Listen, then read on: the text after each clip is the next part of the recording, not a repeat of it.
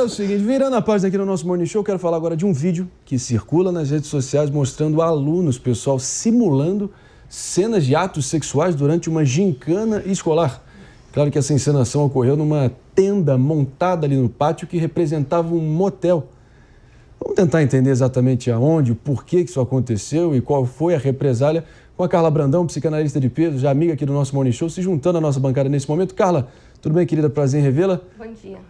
Ao que tudo indica, uma atividade meio fora de contexto, para dizer o mínimo, né? Em um lugar que não tem, ou não, pelo menos não deveria ter nenhuma conotação sexual como uma escola, né? O que você achou?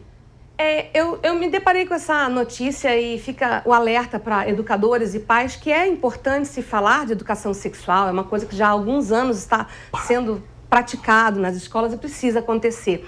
Mas muitas vezes, quando a gente perde o controle, é que acontecem coisas dessas. E eu vi a diretora falando que isso não deveria estar acontecendo, sendo divulgado. Só que, se isso não fosse divulgado, não estaria sendo conversado aqui, claro, para que sirva de alerta que tudo que não está feito no lugar certo acaba tendo efeito errado. É a dose do veneno. Ele pode arrumar, pode consertar, pode tirar uma coisa ruim, como ele pode elucidar, mas ele também pode, ao mesmo tempo, ele estragar uma geração inteira. Eu fui outro dia assistir uma peça para adolescentes aqui em São Paulo. Na hora que os protagonistas se beijaram, eu fui de tarde, era uma audiência infantil.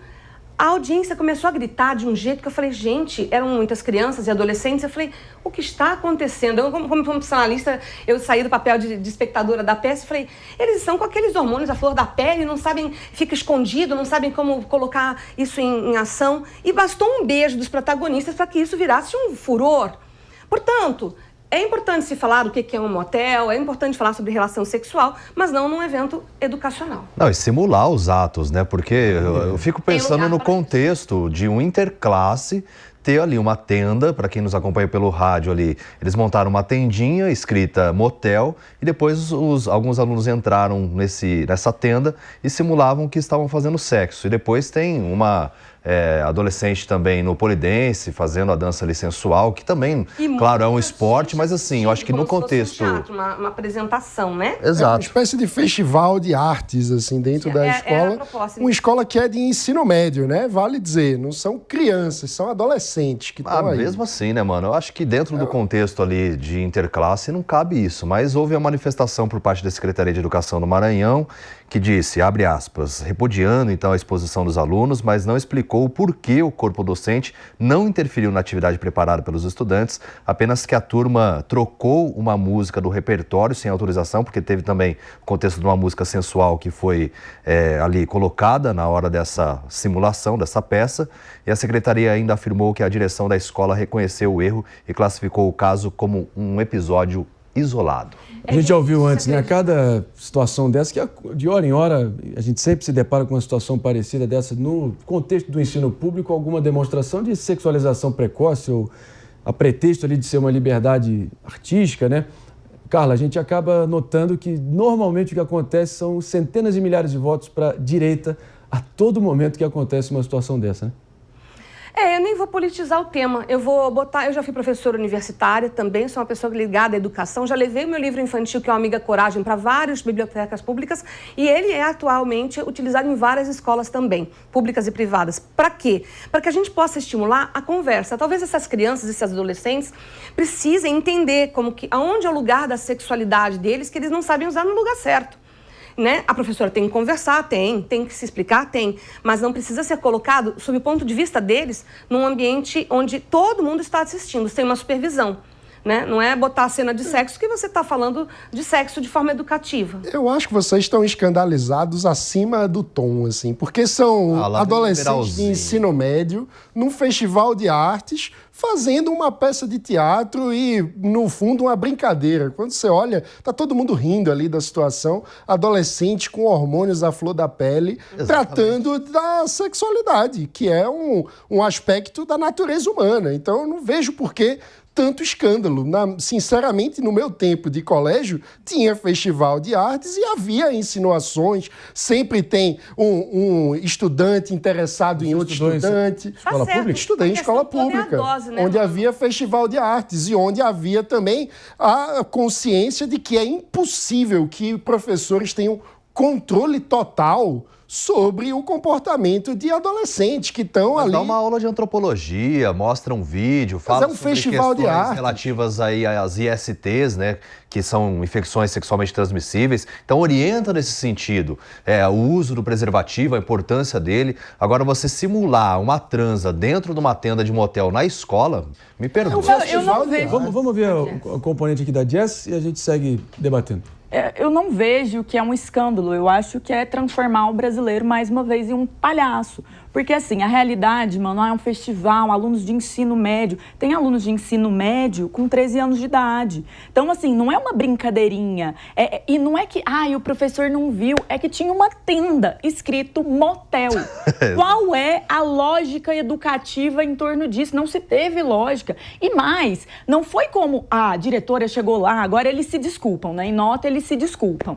Foi realmente um erro em nota. Mas não é como se ela chegou lá, viu o motel e falou assim, nossa, é errado isso. Não, eles só estão respondendo porque viralizou e virou uma pauta pública. Nesse mesmo inteirinho, nós tivemos aí algumas situações de que intervalos onde os alunos queriam ali fazer um devocional, fazer alguma coisa relativa à religião, foi amplamente rechaçado e criticado. Então, assim, a gente vive num país de paradigmas educacionais. Paradigmas em termos da liberdade, paradigmas em relação ao que o educador ali muitas vezes vai falar que é correto, que é certo, que pode e o que não pode. É um absurdo. É um absurdo, às vezes, né? Rezar um Pai Nosso dentro de uma escola. Então, assim, eu acho que toda essa nuance liberal do artístico, a pergunta é, esta arte, é este o espaço necessário? Pensando no aspecto educacional, pensando como muitas vezes a gente tem um país em que as pessoas, elas são sequestradas por situações de prostituição, por situações tão variadas, e isso vira, de repente, uma brincadeirinha. O motel é uma brincadeirinha. Seu filho vai para a escola num país em que a pessoa não sabe matemática, português,